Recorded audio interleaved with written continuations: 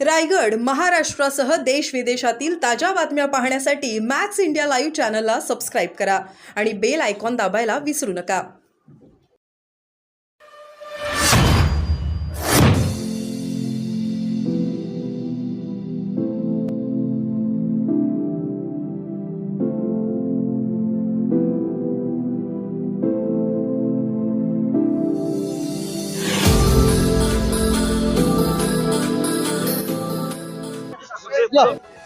मागे होते card card जरा अंतर ठेवा. हे होऊ दे, मग कार्ड द्या. नाही होऊ दे, बोलणं होऊ दे. आता पोस्टर टाकू नका, म्हणजे ते आपण पाठवू नंतर. तुम्ही मागे व्हा. तुम्ही थोडं मागे. महत्वाची गोष्ट आपल्या सर्वांना माहिती आहे की धारावीचा पुनर्विकास होत आहे. पुनर्विकासाला कोणाचाही विरोध नाहीये, उलटा आम्ही देखील त्याला वेग दिला होता, जे काम आधीच्या सरकारने रखडवलं होतं.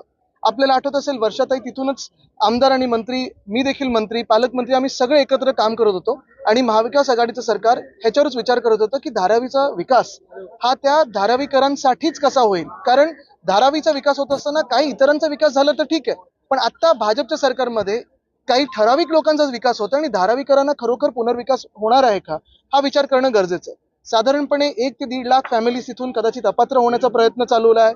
दुसरी गोष्ट म्हणजे जे काही मुंबईत सवलती दिलेल्या आहेत एका प्रायव्हेट विकासकाला, बघा कोणीही विकास करत असेल, आम्हाला त्यांचा विरोध करायचा नाहीये, पण ज्या अर्थी भाजपचं सरकार असेल, मिंदे सरकार असेल, मुंबई आणि महाराष्ट्र लुटायला निघालेलं आहे. आपल्याला आठवत असेल, जो GR निघाला, BMC त्यांना विचारायचं नाही, MMRD त्यांना विचारायचं नाही, 40% TDR, हे सगळ्या तर गोष्टी झाल्याच. पण मुलुंडमध्ये असेल, इथे कुर्ल्यामध्ये असेल, स्थानिकांचा विरोध असताना देखील त्यांच्या डोक्यावर हा GR लादायचा आणि मग तिथे लोक येऊन आणून बसवायची. बघा, धारावीकरांना कोणी विरोध करत नाहीये, ना मुलुंडमध्ये ही भावना आहे की आम्हाला धारावीकर नकोय, ना कुर्ल्यामध्ये. पण ज्या जागा त्यांनी निवडलेल्या आहेत तिथे आपण पाहताय एवढी चांगली हिरवळ आहे, ओपन स्पेस आहे आणि ही मुंबईकरांची जागा आहे. जेव्हा तुम्ही एखाद्या प्रायव्हेट विकासकाला देता तेव्हा किती वर्षासाठी देणार, त्याच्यात काय नक्की आम्हाला शाश्वत आहे की आश्वासन आहे की तुम्ही एवढ्या वर्षात परत त्यांना शिफ्ट करणार. आणि दुसरी गोष्ट म्हणजे, जसं आम्ही वरळी BDDत करत आहोत, स्थानिकांना तिकडच्या तिकडे डोळ्यासमोर विकास तर बघू दे. धारावीत देखील अनेक ओपन स्पेसेस आहेत जिथे नवीन इमारती बनू शकतात आणि डायरेक्टली लोक त्या स्लम सोसायटीमधून हाऊसिंग सोसायटीमध्ये जाऊ शकतात. तर मूळ विरोध ह्याच गोष्टीला आहे. मुंबई लुटण्याला विरोध आहे आमचा आणि मुंबईचे जे लुटारू आहेत त्यांना आम्ही विरोध करणार. त्याची एकीकडे तुम्ही म्हणजे विरोधक जे आहेत ते तर विरोध करतायत, काही वेळा दिवसांपूर्वी या ठिकाणी सत्ताधारी असलेल्या आमदारांनी विरोध केला, तिकडे किरीट सोमय्या मुलुंड. बघा, पहिली गोष्ट म्हणजे सत्ताधारी आमदारांचं जर बोलायचं झालं तर तुम्हाला उदाहरण देतो मिहीर कोटेचाजींचं. त्यांनी निवडणूक असताना एकदम सांगितलं होतं आम्ही हा GR रद्द करू वगैरे. एवढं सगळं जर होतं तर केंद्रात सरकार कोणाचं आहे, विकासक कोणाचे आहेत, राज्यात सरकार कोणाचं आहे, महानगरपालिका कोणाच्या हातात आहे. आणि हे सगळं होऊ नये, आता सरकार तर केंद्रात बनलं, आचारसंहिता निघाली, तिकडचं GR रद्द झालंय, नाही झालंय. म्हणून हे सत्ताधारी जे लोक आहेत, जे घटनाबाह्य सरकारमध्ये बसलेले आहेत, जे मुंबईचे लुटणारे आहेत, हे मुंबई द्वेष्टे आहेत, हे खोटं बोलणारे लोक आहेत. आणि आज आपण पाहतोय स्थानिक जनतेने जेव्हा मुलुंडमध्ये विरोध केला तिथे काम ठप्प झालेलं आहे. तसंच इथे पण होणार आहे, कारण इकडची जनता आहे आणि हे सांगतंय भाजप बघाव, कारण भाजप ही महाराष्ट्र द्वेष्टी आहे हे आपल्याला कळायला लागलेलं आहे. प्रशासन ऐकत नाही सत्ताधाऱ्यांचं असं मला वाटतं प्रशासन वगैरे नाही, ह्याच्यात जे मालक आहेत भाजपचे, आणि मूळ गोष्ट म्हणजे भाजप जी मुंबई लुटणारी आहे, महाराष्ट्र लुटणारी, त्यांचंच मन महाराष्ट्राच्या विरोधी आहे. आदित्यजी, काल दिसण्यात लाटकी बहिणीचे एक नवीन योजना आणलेल्या आहेत, नाही त्यांना लागेल त्याच्यावर काय 5 एकरच्या अटी शर्ती आहेत, त्याच्याबद्दल काय सांगाल? मला वाटतं हे सगळं आता चिरफाड ह्या गाजर बजेटची जनताच करत आहे. कारण एवढे वर्ष, 2 वर्ष सत्तेत असताना ना कधी बहिणी आठवल्या, ना कधी शेतकरी आठवले. हेच भाजप आहे जे केंद्रात जे शेतकरी मोर्चा घेऊन चाललेले, दिल्लीत मोर्चा घेऊन चाललेले, त्यांना अतिरेकी बोलले, त्यांना त्यांच्यावर लाठीचार्ज केला, त्यांच्यावर गोळीबार केलेला आहे. महाराष्ट्रात देखील त्यांना अर्बन नक्षल पासून माओवादी, भाजपचं सरकार जेव्हा फडणवीस साहेब मुख्यमंत्री होते तेव्हा बोलले होतं, तेव्हा मी स्वागत करायला गेलेलो त्यांचं. आज आपण पाहतोय जे आमच्या महाविकास आघाडी किंवा इंडिया आघाडीच्या वचननाम्यात होतं, आमचं सरकार आल्यानंतर आम्ही 100% ते पूर्ण करू, पण कुठे ना कुठेतरी कॉपी खराब प्रकारे करायची. म्हणजे हे जे 1,500 रुपये लाडकी बहीण, आम्ही सांगत होतो 8,500 रुपये द्या. आज तुम्ही मला सांगा, एक तर 100 अटी शर्ती लावलेल्या आहेत, मग ते मिळालं तर मिळालं, 1,500 रुपयामध्ये काय कोणाचं भागणार? आता महागाई जी ह्या सरकारनी, भाजप सरकारनी वाढवून ठेवलेली आहे, ती महागाई 1,500 रुपयात कोणाला काही परवडणार आहे का? तुम्ही मला सांगा. आणि मग नुसतं इलेक्शन हरणार आहेत, एवढा खराब पराभव होणार आहे, म्हणून काहीतरी करायचं म्हणून हे करतात.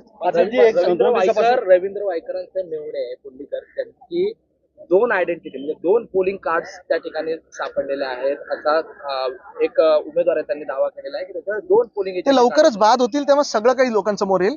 कारण ज्या अर्थी ते पळाले ती भूमिका त्यांची आहेच. जेव्हा केस सुरू होईल ते पळतील. हिंदी में एक आदित्य, बजट के ऊपर टिप्पणी अगर दे सकता है. सांगण्यात आलं आहे. आपण पाहिलं तर सर्वात जास्त महिलांना भेटत पुरुषांसाठी या युवक नाही, ग्रामीण भागात आपण पाहिलं तर मतं एकदमच कमी मिळाले. शहरांमध्ये पण शहरांमध्ये काय मिळालं, मुंबईला काय मिळालं, पुण्याला काय मिळालं, ठाण्याला काय मिळालं. मुख्य गोष्ट ही आहे की महाराष्ट्राला काय मिळालंय. गाजर सगळीकडे गाजर वाटपचा जोरात कार्यक्रम सुरू आहे. दुसरी गोष्ट आपण जरा लक्षात घ्या, केंद्र सरकारचं किंवा पार्लमेंटचं एक ऍक्ट आहे FRMB. आता ह्या ह्याच्यात साधारणपणे हा ऍक्ट त्यांनी ब्रीच केले का, साधारणपणे तुमचं जे कर्ज आहे ते 3% तुमच्या GDPच्या पुढे जाऊ नाही शकत. कालचं जर तुम्ही बजेट घेतलं आणि आत्ताचं जे कर्ज आपल्या डोक्यावर आहे ते घेतलं तर हे आपण हे फायनान्शियल रिस्पॉन्सिबिलिटी आणि बजेट मॅनेजमेंट FRBM तो ऍक्ट ब्रीच केलाय का, तो पण एक विचार करणं गरजेचं आहे. कारण त्याच्यात शेवटचा पॅरेग्राफ जो आहे त्याच्यात बघा तुम्ही त्यांनी सांगितलेलं आहे की हे सगळे आम्ही आज योजना मांडलेल्या आहेत. आता हाय पॉवर कमिटी बसून ह्याचं रॅशनलायझेशन आणि इव्हॅल्युएशन होईल. म्हणजे तुम्ही न विचार करता हे सगळं बनवलेलं आणि घोषणा केलेल्या आहेत. आता ह्याच्यावर विचार होणार की खरोखर ह्या स्कीम्स कुठच्या करू शकतात की कुठच्या नाही. FRBM नावाचा कायदा आहे. काल अधिवेशनाच्या योजनांचे पाऊस पडलेला आहे असं म्हणता, आपण काय सांगा? तर पाऊस पडलेला आहे, पण सगळ्यांकडे छत्र्या आहेत, कोणी भिजलेलं नाहीये. महाराष्ट्र भिजू शकत नाही. पण आपण पाहताय पाऊस पडत जरी असला, कितीही खोटे हे बोलले तरी येरे येरे पावसा तुला देतो पैसा असं होणार नाही. हिंदी में कुछ बोल सकते हैं. कोई शब्द ही नहीं है, गाजर बजट है.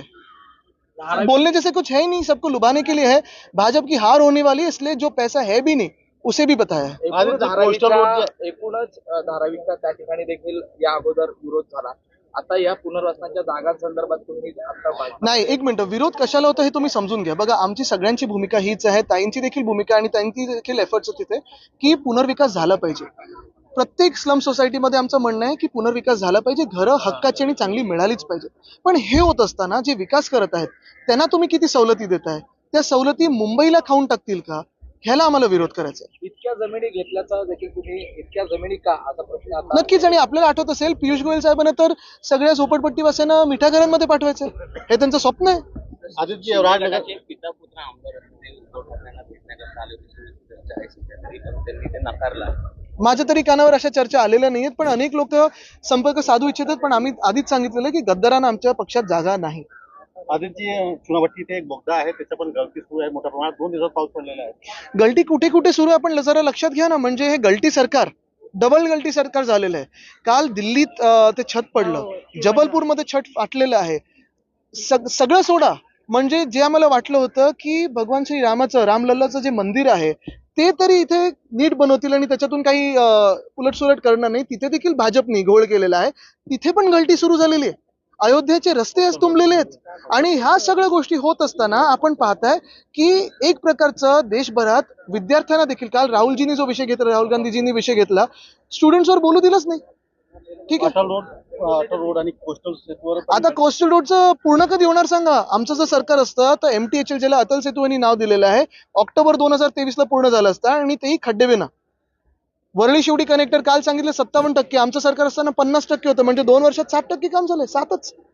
कोस्टल रोड आम्ही डिसेंबर 2023 पर्यंत पूर्ण करणार होतो, यांचं किती झालं? ठीक आहे.